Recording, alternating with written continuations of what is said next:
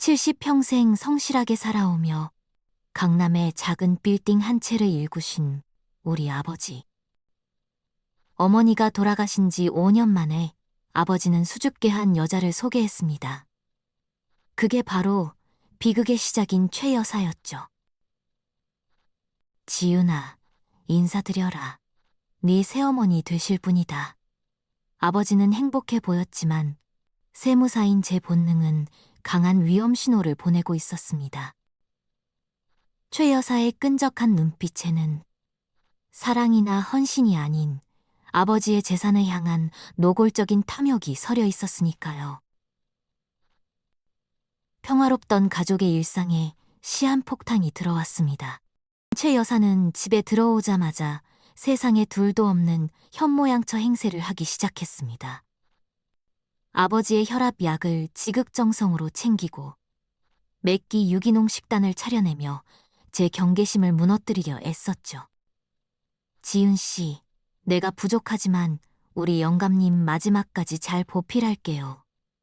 난 재산 같은 건 정말 관심 없어요. 하지만 그녀의 손가락에 번쩍이는 명품 반지와 화려한 치장들은 달콤한 거짓말과는 정반대의 진실을 말해주고 있었습니다. 저는 세무사의 직감을 믿고 그녀의 뒷조사를 결심하게 되었습니다. 두 사람이 합친 지 6개월이 지났을 무렵 저는 아버지의 종합소득세 신고를 돕다가 기가 막힌 사실을 발견했습니다. 평소 검소하기 짝이 없던 아버지의 주거래 계좌에서 매달 수천만 원의 현금이 생활비라는 명목으로 정기적으로 빠져나가고 있었던 겁니다. 수취인은 최 여사의 먼 조카라고 주장하는 20대 후반의 낯선 젊은 남자였죠. 한 달에 5천만 원을 생활비로 쓴다고요? 최 여사가 아버지의 인지 능력이 흐려지는 틈을 타 등골을 빼먹으며 본격적인 재산 빼돌리기를 시작한 겁니다. 저는 당장 증거 서류를 들고 아버지의 서재로 쳐들어갔습니다. 하지만 최 여사에게 완전히 가스라이팅을 당한 아버지는 제 말을 믿으려 하지 않았습니다. 생활비로 좀 썼기로 써니 뭘 그렇게 따지니? 나를 위해 밤낮으로 헌신하는 불쌍한 사람이야. 아버지는 오히려 저를 재산에 눈이 먼 불효녀 취급하며 화를 내셨죠.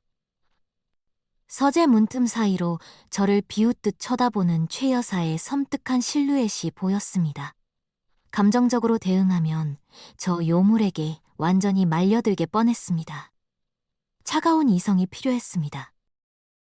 저는 전략을 바꿨습니다. 세무사의 전문성을 살려 그녀가 스스로 제 덫에 걸어 들어오게 만들기로 한 거죠.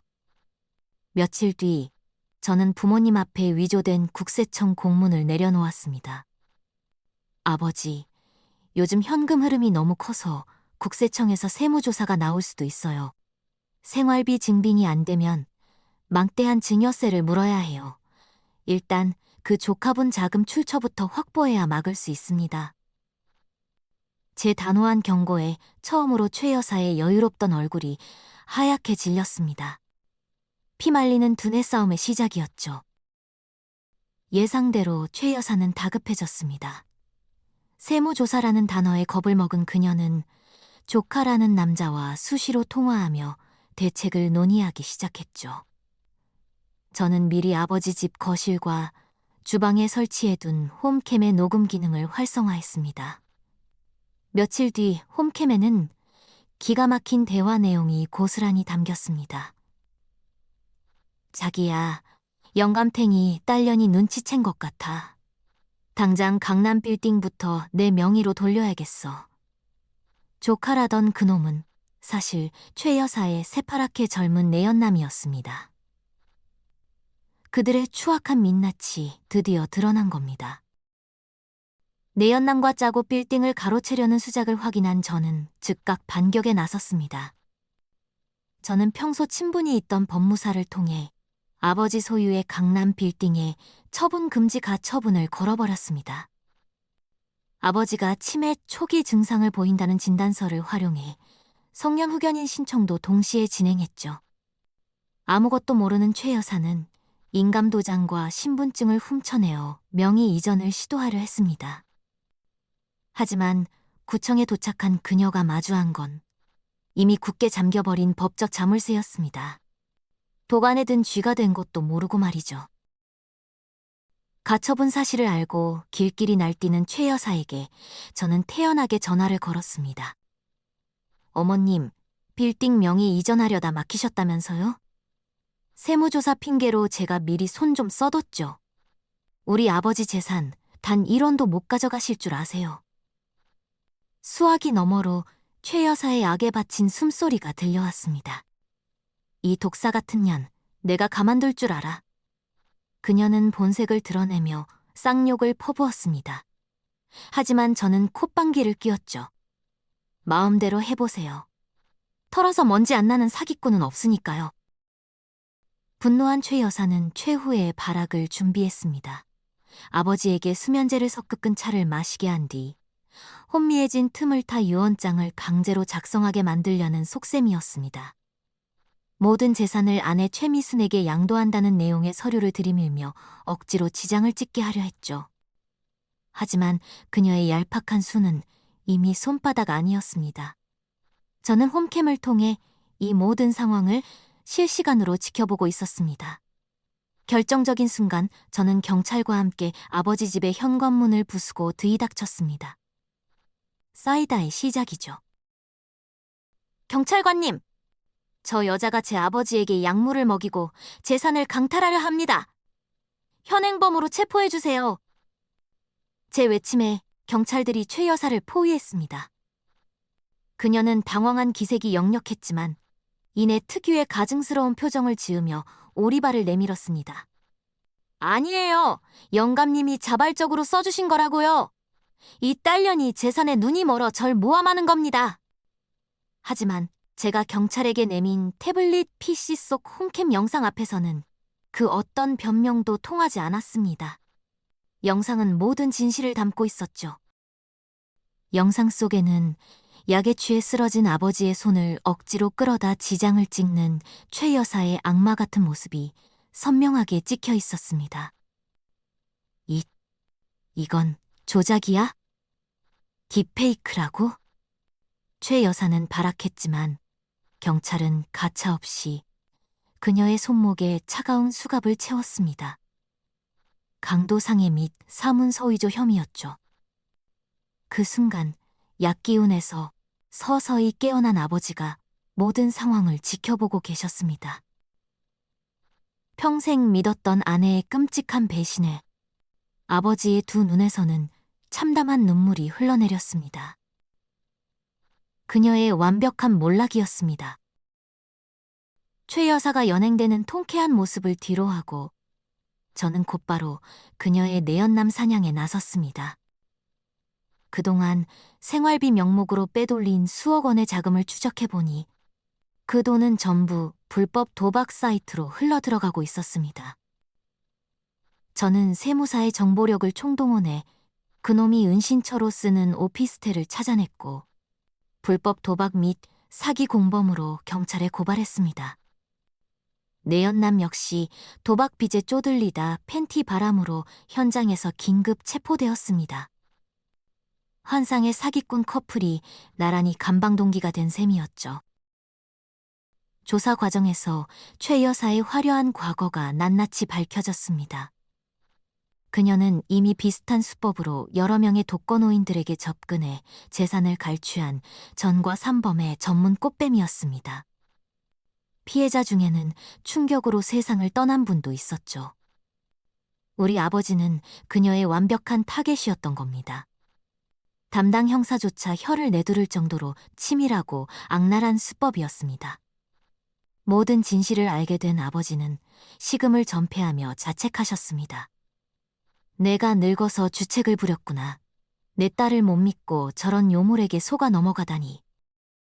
재판 날짜가 잡히고 저는 아버지의 소송 대리인이 되어 법정에 섰습니다. 죄수복을 입고 초췌해진 최 여사가 피고인석에 앉아 있었습니다. 그녀는 끝까지 눈물을 흘리며 선처를 호소했지만 판사의 표정은 냉담했습니다. 저는 그동안 수집한 금융거래 내역, 홈캠 영상, 내연남의 진술서 등 빼박 증거들을 법정에 제출하며 그녀의 극악무도함을 낱낱이 고발했습니다. 피고인은 고령의 피해자를 기망하고 생명까지 위협한 악질 사기꾼입니다. 법정 최고형으로 다스려 주십시오. 제 목소리가 법정에 울렸죠. 최 여사는 저를 향해 악담을 퍼부었습니다. 너 인연, 나 혼자 죽을 줄 알아? 네 애비도 내연 관계였다는 걸 다 까발려 줄 테다. 발악하는 그녀의 모습에 방청석에서는 야유가 터져나왔습니다. 하지만 판사님은 단호했습니다. 피고인 최미숙, 징역 7년을 선고한다. 아울러 피해자에게 편취한 금액 전액을 배상하라. 사이다 같은 판결이 내려지는 순간 제 가슴속 응어리가 씻은 듯이 내려가는 기분이었습니다. 감옥으로 끌려가는 그녀의 비참한 뒷모습을 보며 저는 승리의 미소를 지었죠. 재판이 끝난 후 저희 부녀는 빼앗겼던 돈을 되찾기 위한 민사소송에 돌입했습니다. 최 여사와 내연남이 숨겨둔 차명 계좌들을 세무사의 날카로운 눈으로 샅샅이 파헤쳤습니다. 결국 그들이 숨겨둔 은닉 재산과 고급 외제차, 명품 가방들을 모조리 압류하고 경매에 넘겼습니다. 아버지가 잃어버린 현금 5억 원을 이자까지 쳐서 완벽하게 회수하는 데 성공한 겁니다. 이 바닥에서 돈의 흐름을 쫓는 데는 저를 당할 자가 없으니까요. 사기꾼들에게 완벽한 정의의 철퇴를 내린 통쾌한 순간이었습니다. 모든 일이 정리된 후 아버지는 저를 서재로 부르셨습니다. 책상 위에는 새롭게 작성된 유언장이 놓여 있었습니다. 지윤아, 이 못난 애비를 용서해다오. 네가 아니었으면 난 길거리에 나앉았을 거다. 내 모든 재산은 이제 네 명의로 넘기마. 네가 내 유일한 보호자니까. 아버지의 눈물 어린 사과에 저도 그만 울컥하고 말았습니다. 아버지, 돈이 무슨 소용이에요. 아버지 건강하게 제 곁에 계시면 그걸로 좋게요. 우리 부녀는 서로를 안고 한참을 울었습니다. 비 온 뒤 땅이 굳는 법이죠. 아버지의 빌딩 명의 이전 절차를 마치고 나오는 길, 강남의 눈부신 햇살이 저를 비췄습니다. 지독했던 황혼의 꽃뱀 사기극은 이렇게 제 완벽한 승리로 끝이 났습니다. 그동안 맘고생하신 아버지를 위해 저는 고급 요양병원의 프리미엄 건강검진을 예약해드렸습니다. 이제 우리 가족을 위협할 기생충은 세상에 없습니다. 나이든 부모님의 재산을 노리는 사기꾼들은 어디에나 숨어 있습니다. 자식들이 두 눈 똑바로 뜨고 지켜야 하는 이유죠. 제 활약이 꽤 멋지지 않았나요? 정말 짜릿합니다. 며칠 뒤 교도소에서 최 여사로부터 편지 한 통이 날아왔습니다. 영치금이 없어 겨울 내복을 못 샀다며 제발 10,000원만 보내달라는 구질구질한 구걸이었죠. 저는 코웃음을 치며 편지를 갈기갈기 찢어 쓰레기통에 처박았습니다. 사기쳐서 명품 코트나 입고 버티시지. 감방 안에서 벌벌 떨고 있을 그녀를 생각하니 제 속이 다 시원해졌습니다.